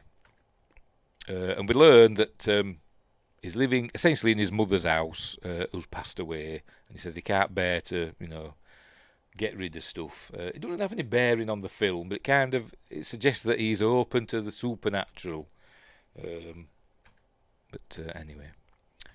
Anywho, there he's smoking and stuff. This his new partner is going to be Detective Muldoon. So anyway, they get a call. First day on the job. Going out to the middle of the woods. There we go. They found a car that's been there for months. There's a dead body in it. We'll learn who this is later, because as usual, we're going to be going backwards and forwards in time. But a dead body that's all kind of not very nice. But she says, why has nobody found it? It's not that far from the road. I don't know who it is. Lorna Moody, 65-year-old woman. And apparently, she's been a missing person for several months. They just found her. But apparently the road is a seasonal road or something. It gets closed on the off-season. Why she was driving along it if it were closed, I don't know. But that's why it's not being found. There you go, a service road. Only started using it for the season. That's why it was found. Right. So, this is where he's saying it's like the Landers case. Because that's where her job, essentially she was like one of these assisted suicide people. She'd go somewhere and help somebody to commit suicide. She couldn't do it herself. Like a Kevorkian type person. She was one of those. I think that's why they wanted to speak to her, why she was known to the police, I don't know. But she's not a bad person. But anyway, whatever. And she was working, the last known place where she was at, I think it's like 44 Rayburn Street or something like that, which is where the Landry case happened, which is, we learn, is where, because that's Fiona, isn't it, Landry? Landers, not Landry, Landers. I'm thinking of Stargate and General Landry. Landers, the Landers case, that's where Fiona Landers and Sam and Melinda, that they lived at that address. So we know that something's happened to those people 2 years earlier. Anyway, there we go. So a mystery. And he's fobbing it off, by the way, is Goodman. He's saying, don't ask about it, it's just a weird coincidence. Right, she's back at home. She's looking it up on Tinternet. What happened on her, is it her, oh, never mind, an iPad, whatever they call them, what do they call them? iMac, I don't know, I've got no Apple products. Anyway, there he is, he's looking it up. Oh, she's looking it up, shall I say. There's Fiona, the nurse from Japan who had been in the cursed house, so she brought the curse back with her. And we learned that she murdered her husband, she murdered her daughter, and then murdered her husband, then hanged herself. So, in much the same way that what happened in Japan. Right, so she's going to check it all out. There she is at Rayburn Drive. Got nice clean road signs, aren't there? It's almost as if it's a prop. But no, she drives in. Nice community with a... Kind of reminds me of where Marty McFly lives in Back to the Future. But anyway, so here she comes. And I was thinking, is it supposed to be, when I first saw this, I was thinking, is it supposed to be like this abandoned house? And I thought, if it is, they've got a nice garden. Because I wish my grass wouldn't grow. But no, there's somebody living there. But, so off she goes, she knocks on the door. And then she hears sobbing from inside. So she goes in, the door's unlocked, she goes in. She's saying, oh, it's the police officer, is anybody here? And then... there you go, she hears that. Somebody saying, take me home, I don't want to be here. And then she says, we're going to meet, I forgot her name, or Faith. Pardon me, something or other. Bear with me. Faith Matheson, there we go. Played by Lynn Shay, who's hopped over from The Conjuring. Not The Conjuring, Insidious. And Nightmare on Elm Street and all the other stuff she's been in. But anyway, she's something gruesome's going to happen because she's not looking at us, and she's saying, "Are you going to feed me?" William fed me. See, she's got like all stuff on the round her mouth, and her fingers are all. I think she's got her fingers are chopped off and all that. She doesn't look well, and so there you go. You see her fingers are all ooh. So she said, I'm going to go get help. And then she sees a TV's on in the other room, and she sees flies and stuff. And then we see there's a body in that chair, look, with all maggots on it. That turns out that's William Matheson. That's her husband. So she goes running out. Says, I need the ambulance. At 44 Rayburn Drive. So there we go. I found the body. So what happens now? Obviously, they take the body away, and Faith Matheson ends up going into a hospital. Right, so and she's driving home, and then she runs somebody over. Nearly, there we go. She sees a body, somebody standing in the street. That's Melinda. I forgot the name already. Landers, or the spirit of Melinda Landers. Obviously, she didn't run her over because there's nothing there. Right, so she's gone to see Detective Goodman. So what are you doing here? I went to the house and it was a mess, etc. Blah blah blah. This is where he's telling her about what happened with the Landers. She killed the daughter, then she killed her husband and hanged herself. And he never went in the house, did Goodman, but his partner did, who was played by William Sadler. But his partner went in the house. But he never did, so he's not been stained by the curse. Anyway, so there you go. That's where we learn that he's kind of more susceptible now to thinking about ghosts and hauntings and stuff like that and spirits ever since his mother's died. So he's obviously moved into his mother's house, and he says, still think of it as her house, and I dare get rid of all her stuff. Anyway, so right. So moving on, lots of dialogue, which we're not interested in, to be completely honest. Right, back at work, and I'm all the way through this film up to a certain point. I'm thinking, who's looking after the kid? Because we see she's out at night doing all. Who's looking after the kid? But we learn she's got a babysitter, but we never see this mythical babysitter. It's only even mentioned when she takes little Burke. That's the name of a kid. Why would you call your kid Burke? For a first name, for Christ's sake. Stop doing that in films. Giving kids last names for first names. I forgot what I was saying now. Oh, right, yes, she takes Burke into work, and that rhymes. Saying the sitters, couldn't make it or whatever. So anyway.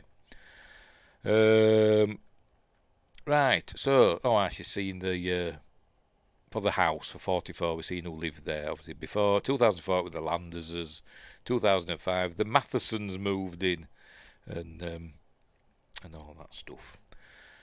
Meanwhile, this is where we're going to meet, this is Betty Gilpin as, because I don't like my Nina Spencer, and that's John Cho as Peter Spencer. He's a realtor, estate agent. We call him estate agents, but he's a realtor, and he sold 44 Rayburn Drive to the Mathesons. So that's how they're connected with it. And anyway, she's pregnant. I forgot her name already. Lisa. Did I say Lisa? Nina, not Lisa. Nina. She's pregnant. We're going to learn that there could be something wrong with the baby. They're doing some tests, and we learn that born with what's ALD? I have no idea what ALD is. I'll have to look it up. I should have done that beforehand, shouldn't I? But ALD.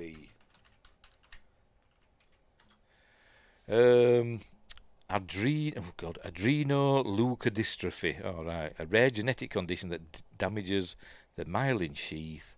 So what happens if you've got that then? Don't know. But the kid could be born with ALD. Oh, there we go. Affecting the adrenal glands and white matter of the brain, causing a progressive loss of physical and mental skills. Oh, there we go. And it's treated at Great Ormond Street Hospital, so they'd have to go to England to get it treated. Not that the kid's going to be born, spoilers. But anyway, so they've got a decision to make. But, they're going to do their best because they're in love and they're both nice people. Anyway, he's got to go to that house. We've gone back in time now, by the way. I think we're in 2005, I think. There we go. He's got to go and get him to sign something, the Mathesons. And, is this the Landers? No, this might be 2004. This might be the Landers. I think. I can't remember. I've forgotten. Anyway, he's going in. Yeah, I don't know. It says there's nobody in, and but then we see that coming out of the bath. Is that Melinda again, or is that Fiona? I don't know, but somebody's coming out of the bath. And then he's knocking on. Why is he knocking on the? Can't you open the door from the outside? Anyway, she lets him in. So I have to come back tomorrow. There's nobody in, but I can't remember when this was. Does it tell us? I'm going to have to go back and check and see if it tells us what year we're in. Oh, it was 2004, right. Fair enough.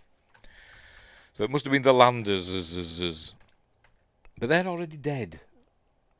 So maybe he's acquired the hat. I don't bloody know.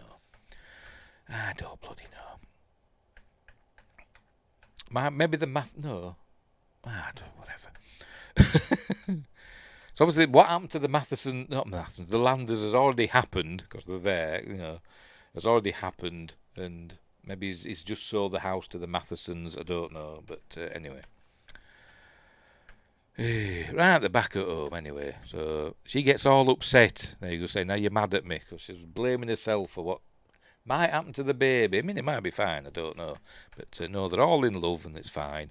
And then he's having a shower scene, and what happened to Sarah Michelle Gellar is going to happen to him, as we see as he's washing his hair. Going to show us. I missed it. There we go. He gets fingers coming out of his head. So that freaks him out, as it would. Right, so the alarm clock resets itself and starts flashing green, and it wakes him up. Because he sees something in the darkness. In a minute. I thought he did. I think it will see something. Oh, there we go. Yes.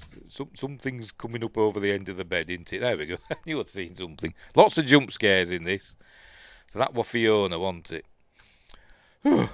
Turns the light on. And she says, turn the light off. So he does. I wouldn't have done. If I'd have seen that, I'd say, no, love, the light's staying on. Turn over. After that. Anyway, there we go. More lovey-dovey stuff, they're all in love. He's going to cook. Make 'em breakfast. Right. What's happening here? Oh, it's gone back. I said we're going back the next morning. And he goes up and knocks on the door. Oh, the neighbour's there looking. I'm the realtor. And then the door opens, and it's Wednesday Adams. That's what I was thinking when I saw it. But obviously that's Melinda Landers. So this must be. I don't know. I'm confused as to why he's there. But unless they just moved in, then she's murdered everybody, and he's had to go back for him to sign something or something. But they mustn't have been there long. I don't know. But anyway. So a nose starts bleeding anyway. There we go. Your nose is bleeding. So there you go. So he takes her inside. He says, where's your parents? And he's trying to phone Sam Landers. He must have his work number, but there's no answer because they're all dead. So he's staying there. I think we're back with yes, we're back with Angela Riseborough now. So forward now to 2006? Can't remember. So she's looking at videos of Fiona and stuff. Photos of the Spencers, and they're the Landers, and that looks like that woman in that car there, doesn't it? Yes, it is.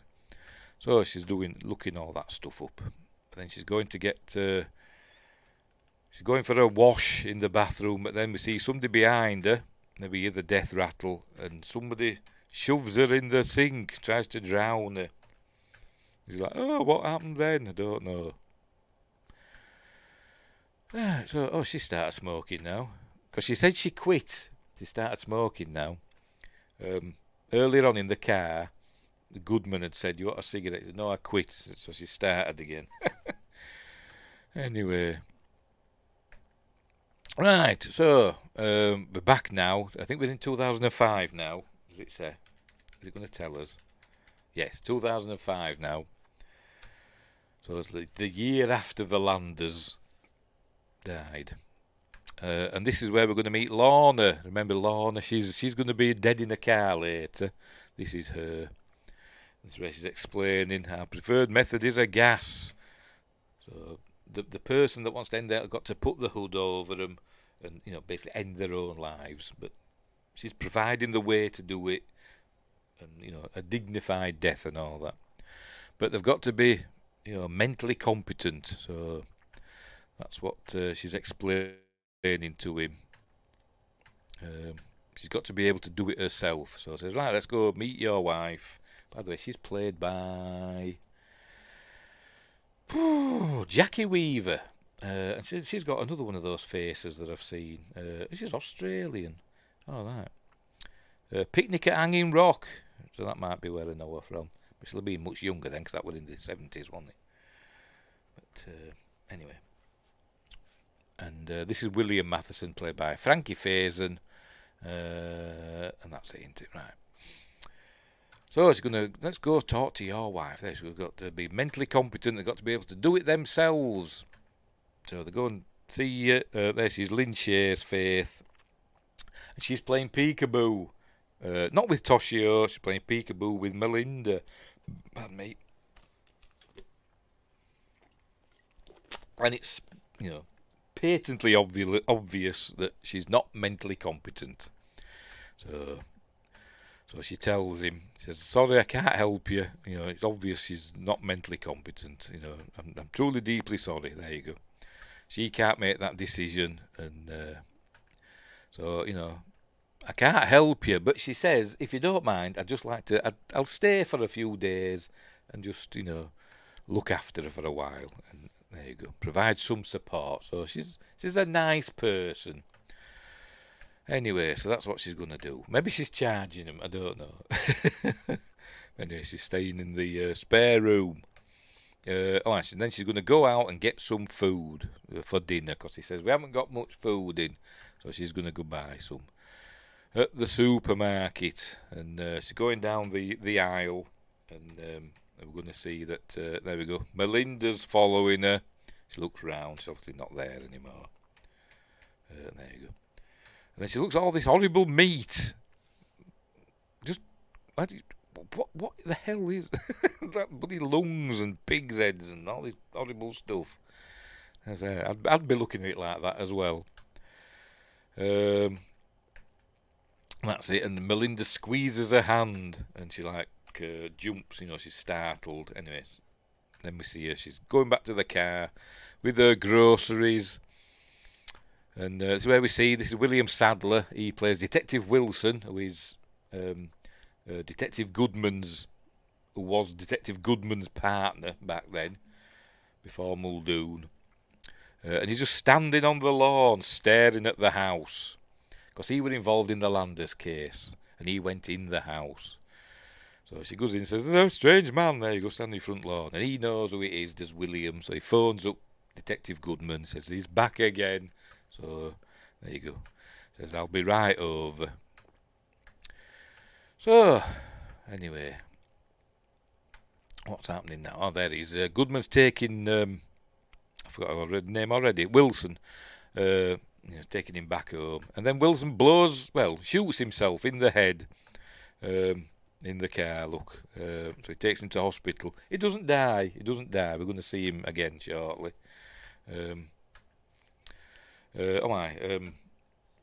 Detective Muldoon. Why didn't they give her a first name? But anyway, he's lying on the couch, checking the files. The dog's licking her leg. Obviously, she's going to feel something licking her leg again, and the dog's not going to be there. But anyway, so she's going to go and check on Detective Wilson, who's in a mental asylum now. Here he is. We need to see Detective Wilson. He don't have a first name either. He says, "All right, it's down that corridor. He's already been restrained," which there you go. Which doesn't bode well, does it? So in she goes, and then we see his face. It kind of looks a bit like not quite as bad. Gary Oldman in Hannibal. When we see him, there he is. Look, so obviously shooting himself in the head didn't do him any favours. But anyway, he's kind of crazy, and he says he keeps seeing, the Landerses basically. And he says if you've been in the house, you'll start seeing them soon too. And so he starts, shouting and bawling, and there we go, and being crazy. You've got to burn the house down. And he said, maybe if we tear our eyes out, we can't see him anymore, which is what he does. He must gets his bonds released, and he gouges his eyes out because there we go. As she's going out, I think she sees him. In a minute. There we go. She sees he's gouged his own eyes out, but I can still feel him watching me, he says. Anyway, right, so she's back at work. Who's looking after the kid? The babysitter. She's a terrible mother. She's listening to Wilson's tapes that he's done. So this is why we're cutting back to seeing him there before he shot himself and went crazy. Obviously, it's affected him what happened at the Landers house, and this is where we're talking about that. Fiona had worked at the house in Japan where a family had murdered each other in a similar way, so that's it's kind of related. And then he goes spoke to Detective Nakagawa, who we don't see, he's just mentioned, and they talk about the Ju-on, the curse, and then we see the house, etc. Right. I don't know how she's seeing this, because this is from back then, isn't it? Goodman's going down to see Wilson and try and talk him round and say, forget about it, but he can't. So it's an obsession for him now. Anyway, and he starts seeing them. So there we go. He sees her there in the window. Ah! So he starts freaking out then. Right, so she's gone to the ladies' room. She sees somebody in a minute. I think she does. She sees, I think it's Fiona, I think. She sees somebody, a ghost of somebody in a minute. Is that it there? There you go. She sees, there you go, a figure go by. But she didn't see it on the screen. And then she pulls a gun out because I think she sees somebody and nearly shoots them. She sees a ghost in a minute. And she nearly shoots another copper. There you go. Sees that. Think, no, but she doesn't shoot. And then another copper arrives. Says, "What are you doing?" And then she checks the footage. And obviously, nothing's happening. And then he says, "You've got a kid, haven't you? Go home and get some sleep." So, because obviously she doesn't care about a kid. There you go. She's back home. You don't see the babysitter. He's fine. Next day she come in. And there we go. Sitter's bailed on her. Couldn't find anybody. So anyway, Goodman's going to look after him and he's going to make him watch 48 hours. There we go.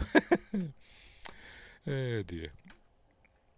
Right. So what's happening next? There you go. She's smoking again on the veranda. Who's that? That's her. There you go. Reflection in the window. Is that Fiona or somebody? Can't make it out. Right, so she's looking up. There we go. The Spencers now. So we're seeing their story now. Is still at the house with Melinda, by the way. So the parents haven't come home because they're all dead. But Nina's obviously, worrying. But she's saying she's going to love this baby no matter what because they're in love. Anyway, the doorbell rings. He looks out and there's somebody there with long bedraggled hair. In a minute. There we go. So he opens the door. Obviously nobody's there. Goes back in, looking round. And there he sees the good old bathtub full of dirty water, and something's going to grab him or emerge. I've forgotten. I think it tries to pull him in. A hand tries to pull him in, I think. Here we go. There we go. Tries to pull him in. Don't know, but he gets away. Keeps his glasses on, and runs out. And there we go. Don't know who it's supposed to be. I can't make it out. Is it supposed to be Fiona? Don't know. There we go. He sees somebody there walking down the corridor. So I'd be crapping myself. I would. I'd be peeing. But then, out of the darkness, Fiona's there again. So he's being got, but he's not being killed. Back at the Spencer house, she hears somebody come in. There you go. Are you home? But there's no answer, so she goes down to check. Sees the door's open. Then she sees Peter's there with a pair of scissors in his hand, being weird and not speaking. And then he just goes for her. Hang on. There we go. So, and he kills her. We see it in a bit. We see she's lying on the floor. So, there we go. Presume he kills himself as well. Or he might already be dead. He might have been a ghost. I don't know. There you go. So, poor Nina. She wanted a baby. She's not going to have one. There we go. He's drowned himself in the bathtub. Right, back at the Matheson house. So, we're in 2005 now. That was 2004, wasn't it? This is 2005. Super confusing. Faith is it Faith? I think this is Faith. Or is this Lorna? I can't remember. Somebody's chopping carrots. It's Lorna's chopping carrots. Oh, aye. And William's feeding Faith essentially baby mush, whatever. But there's, just put the knife there for us to see that she just put the knife down. There he's feeding her. Well, they've been married for 50 years and, do anything for her. But then she's asleep and she wakes up and she sees something. There we go, Mrs. Matheson, and she sees, I think it's Melinda, maybe, over, there we go. Or is it Fiona? But she sees that, so she freaks out, says, "I think your house is haunted." And he says he knows, he's seen them himself. But for some reason, that been getting him. Don't know why. But he says it gives him comfort to think that when they pass, they're still around. So, anyway, so he's decided. He's still talking, by the way. He's still talking. There we go. Anybody that goes into this house or will go into this house. They're all connected, the netherworld and all that stuff.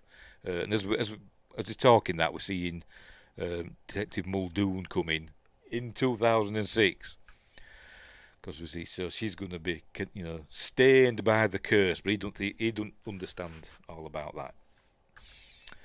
Anyway, so she decides she's going. She's right. I'm going now. See ya. Oh, and she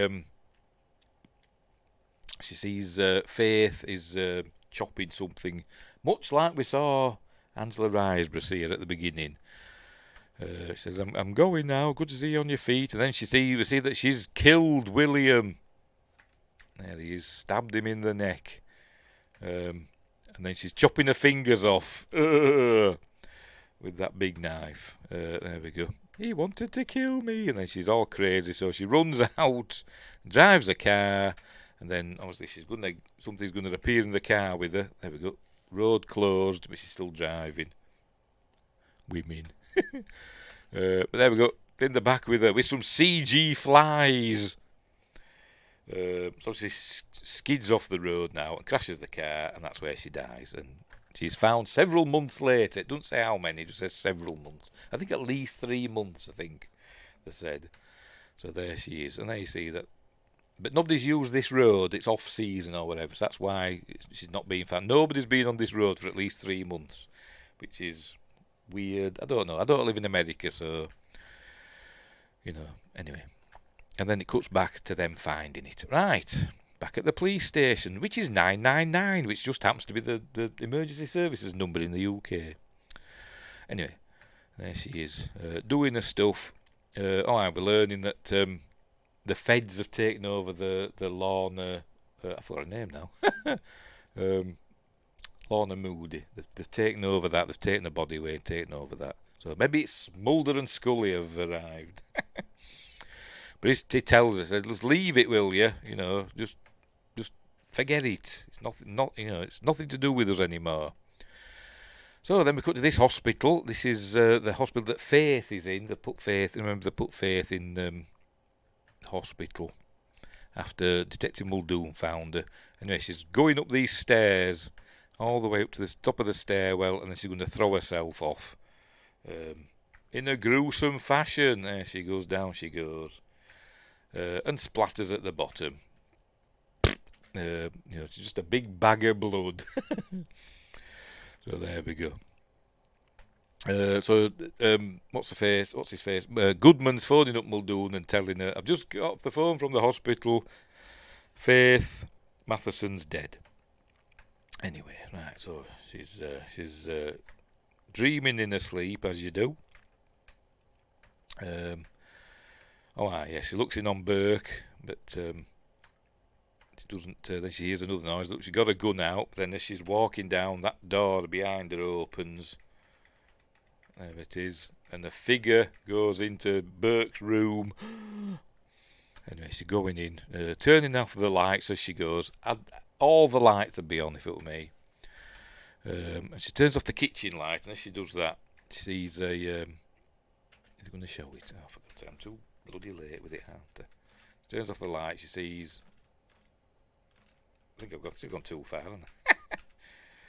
Oh, never mind. Turns off the kitchen light, she sees a reflection, a face in the window. I'll probably not land on it. There he is. Then he's there, look. And then she turns the light back on, and he's gone. He's not there anymore. Bit like Lights Out, isn't it? But anyway. And then he appears again. When she turns the light off and walks away, he's there, look. That's Sam Landers, isn't it? That's Sam Landers, that, I think. Anyway, she's out having another fag. Sorry, can't say that, can I? That's what we call them. Another cigarette. It means a different thing in the UK. It's out in another cigarette. A dog's called Frank, by the way. That's why it says Frank barking. And there you go. Sam Landers is coming for her. She can't get in, but then she does get in. And then he knocks her over. He must barge the door or something, because the door knocks her over like that, look. But then he don't come in. But then goes to check on Burke. He's fine. So So she's scared. Oh, and then he says, what do we do? We're scared. We close our eyes and count to 5. But she daren't close her eyes. She just counts to 5. Then we see it's 4:44. That's a numerology thing, isn't it? People always say, there's significance if you keep waking up at a certain time, like 1:11 or 2:22 or 4:44, whatever. It's significant.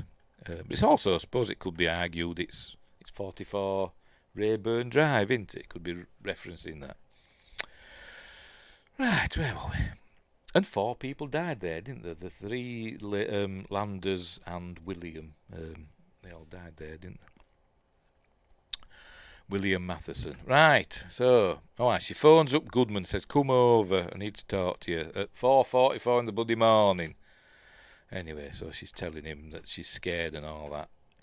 And I think she's going to go and burn the house down. There you go, she's heading there. She tells she's taking him with her, because the sitter's obviously not available at 5 o'clock in the bloody morning. So he says, stay in the car no matter what happens. So she's going in. Yes, she's got petrol. Look, she's going to burn the house down. And then we'll be seeing what's happened, in the past, with Fiona and Sam Landers fighting. And he goes down the stairs, and I think she stabs herself in the neck and all that. But she's pouring petrol everywhere. And then she goes back downstairs, and then she sees Burke there. So I told you to stay in the car. And he says, I'm scared. And then she says to him, what do we do when we're scared? And he doesn't answer, because obviously that's not Burke. Burke's in the car. That's obviously, Melinda or whatever. And she doesn't know the answer, does she? But you thought she would. I thought ghosts were psychic. I thought they knew everything. But anyway. So he doesn't know, so she realises it's not Burke, and then it's showing that again for some reason. And so she lights the lights and basically throws the lighter at her son. Obviously she realises it's not him, but she has to be pretty certain, wouldn't she? And anyway, so turns into CG fire in a minute. Oh, for God's sake. I'm going to show it. Oh, for Christ's sake. There we go. Turns into CG fire and Melinda, and the house starts burning. And I'm saying, well, get out then before you set on fire. But she does. She ends up outside, coughing and spluttering, and all the house is ablaze. There we go. Real ablaze or CG ablaze? Probably CG ablaze. So the house is burning down, and so they're headed away, back home, thinking everything's lovely. And there we go. Burke, the bus is here, and then she's giving him a hug. But then as she's giving him a hug, we see in the background, Burke's there saying, Mom, I'm going to school. And then she realises she's not holding Burke. And then we see, as the camera pans around, as usual happens at the end of a Grudge film, no happy endings. It's Melinda. She gets got. And we hear her screaming from inside the house. Obviously, Burke's buggered off to school. He's oblivious. And we just hear her screaming. And then the film ends. There you go. And we just hear the wind over the credits. No music. Well, there is in a bit, but over the start of the credits, there's just like that. So there we go. It's all right. It's not. It's probably the worst of the Grudge films, but it's fine. So, but anyway, so there we go. And my eyes are bleeding after watching that. But not really, I'm only kidding. It's okay. It's not bad. I like all the Grudge films, but, the first 2 are easily the best. And 3 and The Grudge, 3 and 4, they're fine, but, they could be better, but, they're okay. I don't mind. They're past the time, and I don't want to turn them off when there's some films you're thinking, oh, come on, finish. You're checking your watch and stuff, checking your phone. But they're not that bad. Well, I don't think they are. Anywho, right. So that's it. So we did it. We got all the way through. Last time on the first part of the show we did the Grudge 1. Now we've done Grudge 2, 3, and Grudge 2 2020. So there we go. We're all done and dusted. So we'll leave it there. So, thanks for watching. Don't have nightmares. And until next time, I'll see you.